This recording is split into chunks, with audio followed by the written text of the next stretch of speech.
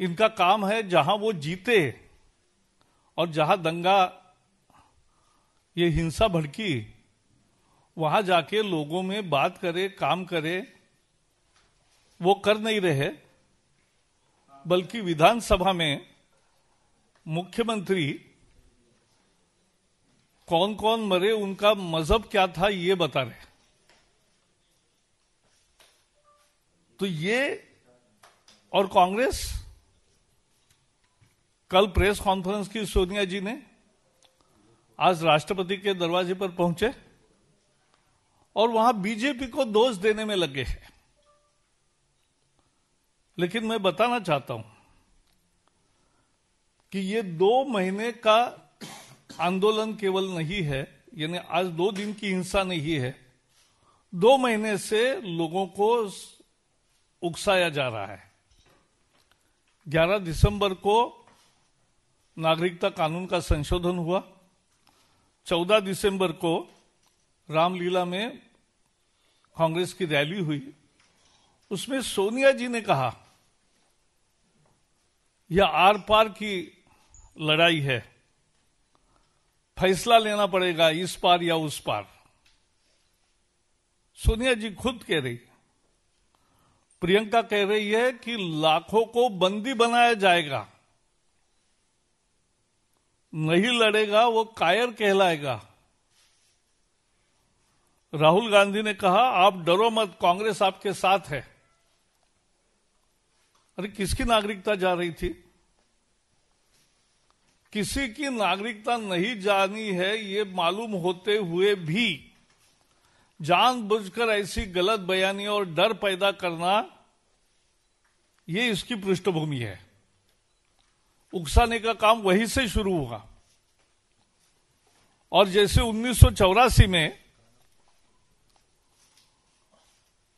राजीव गांधी ने तब कहा था कि बड़ा पेड़ गिरता है तो धरती हिलती है, मुझे लगता है 2020 की हिंसा का भी आर पार की लड़ाई या इस पार या उस पार का फैसला, ये सोनिया जी के वाक्य उतने ही गंभीर है। और फिर शाहीन बाग में मणिशंकर गए। मणिशंकर वैसे पाकिस्तान में भी बात करके आए कि शाहीन बाग से हमें आशा नजर आ रही है। सलमान खुर्शीद, शशि थरूर समर्थन देकर आए।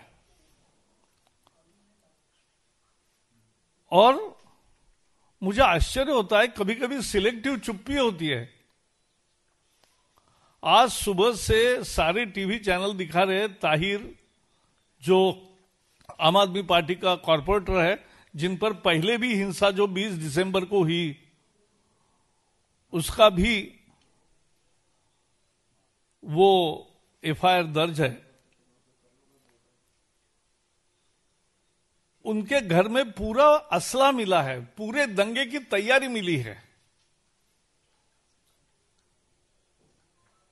उस पर कांग्रेस और आम आदमी पार्टी चुप है। अमानतुल्लाह, आम आदमी पार्टी कांग्रेस के विधायक, उन्होंने कहा था, वो अभी आम आदमी पार्टी में है, तो आम आदमी पार्टी के अभी विधायक है, उन्होंने कहा कि आपको टोपी पहनने को मना होगा। कहां है सीएए में ये मुद्दा? ये उकसाना नहीं तो क्या था? जिन्ना वाली आजादी, शाहीन बाग से नारे लगे, ये उकसाने वाला नहीं तो क्या था? 100 करोड़ अगर है तो 15 करोड़ उनको भारी पड़ेंगे, ये उकसाना नहीं है तो क्या है? और आसाम को अलग करना पड़ेगा, ये भी तो उकसाने वाली चीज है। उस पर ना कांग्रेस बोल रही है ना आम आदमी पार्टी बोल रही है। और हिंसा के माहौल में शांति कायम करने की अपनी ड्यूटी भूलकर राजनीति कर रहे हैं। हम ऐसे राजनीति की भर्त्सना करते हैं। और 2 उल्लेख मुझे करने हैं। जिस हिंसा में एक आईबी के ऑफिसर अंकित शर्मा और पुलिस के एक हेड कांस्टेबल रतनलाल, इनकी शहादत होती है। डीसीपी, एसीपी जख्मी होकर हॉस्पिटल में भर्ती होते हैं। 56 पुलिस जख्मी होते हैं। पुलिस पर हमला किया गया और इतना सब हुआ तो भी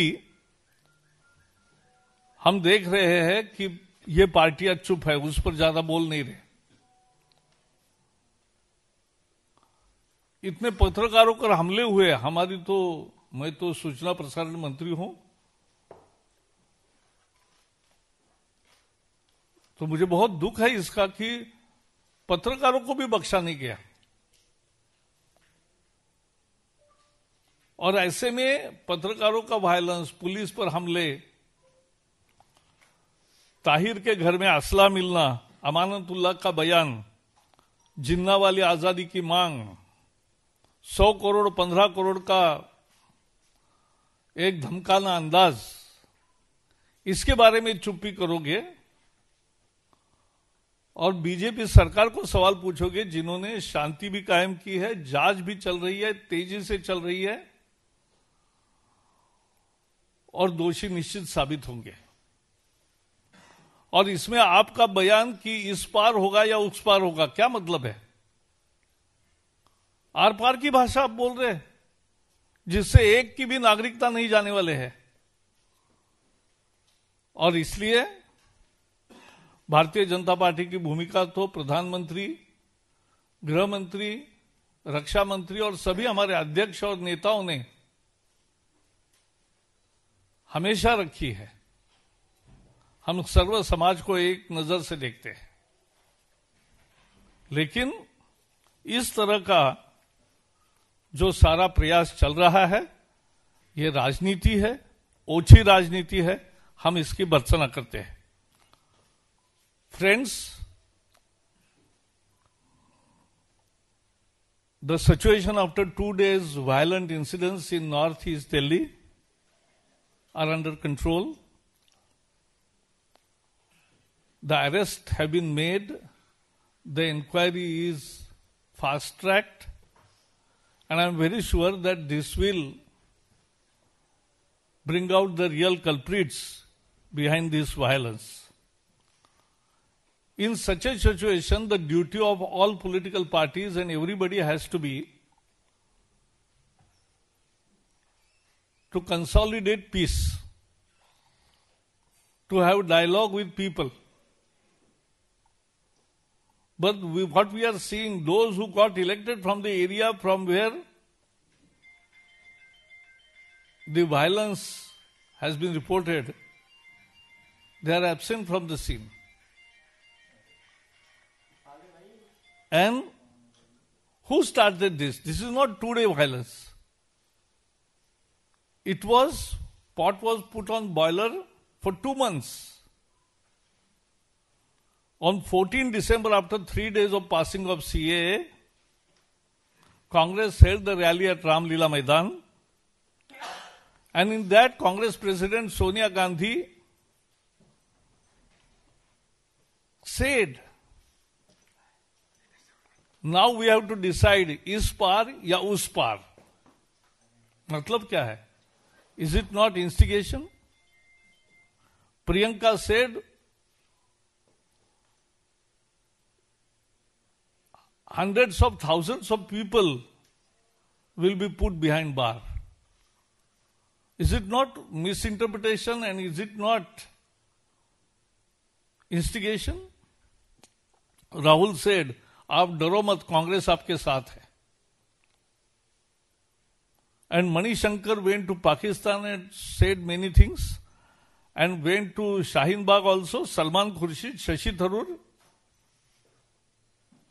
And when they are so vocal in Shaheen Bagh, they are selectively silent. On today's day-long report by all channels that a corporator of Aam Aadmi Party, Tahir, his house has become a factory of riots. all kinds of ammunition, petrol bombs, and stones of various size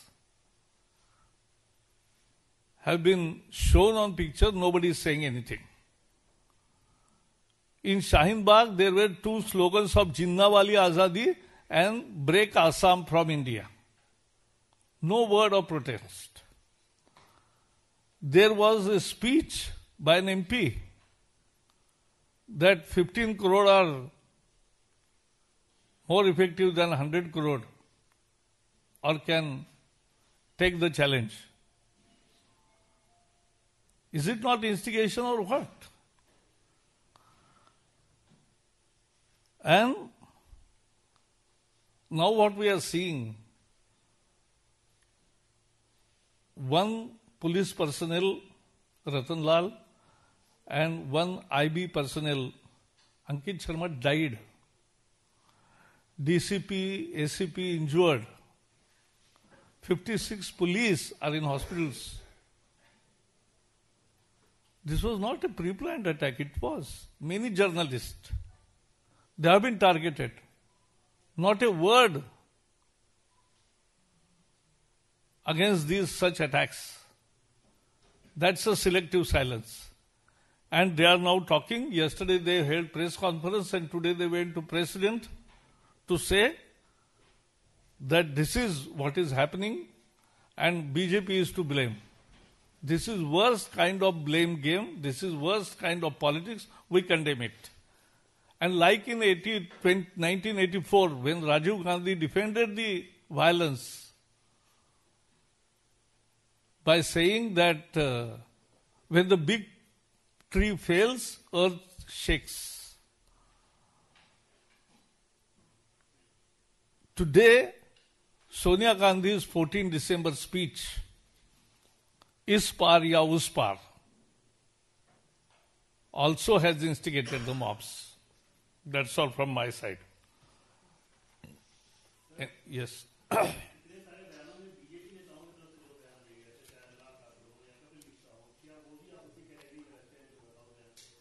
नहीं, वही तो मैं बता रहा हूं. वो तो matter court ने अभी संज्ञान लिया है.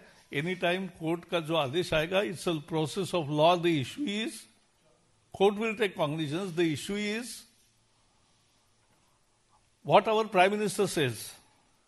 Prime Minister says that Bharat के मिट्टी के मुसलमानों को, एक भी मुसलमान को कभी डरने की जरूरत नहीं, उनकी नागरिकता नहीं जाएगी. That's a BJP statement in Ramlila मैदान. अमित शाह says देश जितना मेरा है उतने ही इस देश के मुसलमानों का है. That's a party statement. Rajnath Singh कहते हैं भारत के मुसलमान मेरे जिगर के टुकड़े हैं, उन पर चिमटे से भी कोई आंच आने नहीं देंगे. These are my leaders and these are my official statements. Other statements, if made by somebody, court is there, process of law is there.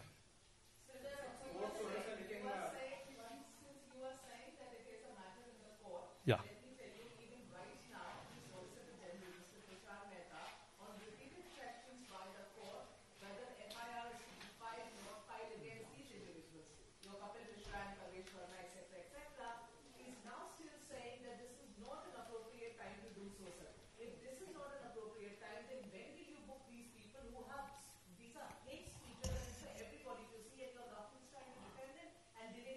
That is what I said. Tahir's residence full with ammunitions, Amanatullah's instigating speeches, Jinnah Wali Azadi slogan, 100 crore and 15 crore, were also instigating. You should have been inquisitive at that time. But as I said, BJP's plank is very clear. My Prime Minister, my party president, my Home Minister and my Defense Minister have very categorically told what BJP stands for. And therefore, I don't want to comment because you are channels 24/7. You are word by word. How you know, I don't know. But word by word, what advocate says, what court has asked, it's your job. But unless court decides something, I'll not comment.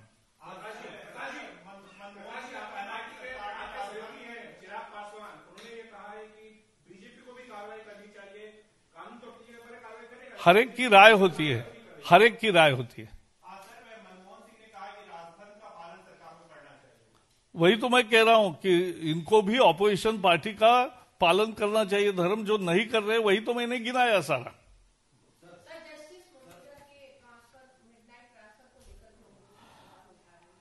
Transfer of Honorable Justice Muralidhar was done pursuant to the recommendation done by the Supreme Court Collegium, headed by Chief Justice. They recommended on 12 February. So, what is the thing? This is the fact. And 1 minute. And transferring, the judge consent has been already taken. So all process, no, what is timing? Timing is after the collegium recommends, then only government acts. Justice Muralidharan की तबादला है वो एक प्रशासनिक तरीका जो है तबादलों का, जजेस का, उसका 100% पालन करते हुए हुआ है। सर्वोच्चतम न्यायालय के मुख्य न्यायाधीशों के नेतृत्व में जो कॉलेजियम होता है उनकी सिफारिश होती है, वो 12 फरवरी को हुई थी और उस सिफारिश के आधार पर सरकार ऑर्डर करती है। तो वो ऑर्डर अभी हुई है और उसके लिए जो उनकी कंसेंट लेनी जरूरी होती है वो भी ली है। तो इसमें कुछ है नहीं किसी, यानी यही तो मैं कह रहा हूं कि Congress is trying to divert attention from their own responsibility. We are asking why you are selectively silent and why you instigated the mob for last 2 months. That has resulted in this kind of violence. What we have seen and what should not have happened at all. वो ऐसा है, सामान आप सब लोगों, पत्रकारी वहां जा रहे थे, उन्होंने रखा, फिर कमाल हो गया। हाँ, तो वही गृह मंत्री का इस्तीफा मांगना ये ओछी राजनीति है और इस ओछी राजनीति का हम पूरी भर्त्सना करते हैं, क्योंकि गृह मंत्री है कि जो लगातार उस पर केवल नजर बनाए नहीं है, निर्णय ले रहे और दिशा दिग्दर्शन कर रहे हैं और सारी तरह से वो पुलिस को एक इफेक्टिवली 2 दिन में जो शांति आई है वो उन्हीं के समय सूचकता और जो काम लगातार उसके बारे में कर रहे हैं उसका परिणाम है। थैंक यू, धन्यवाद मित्रों।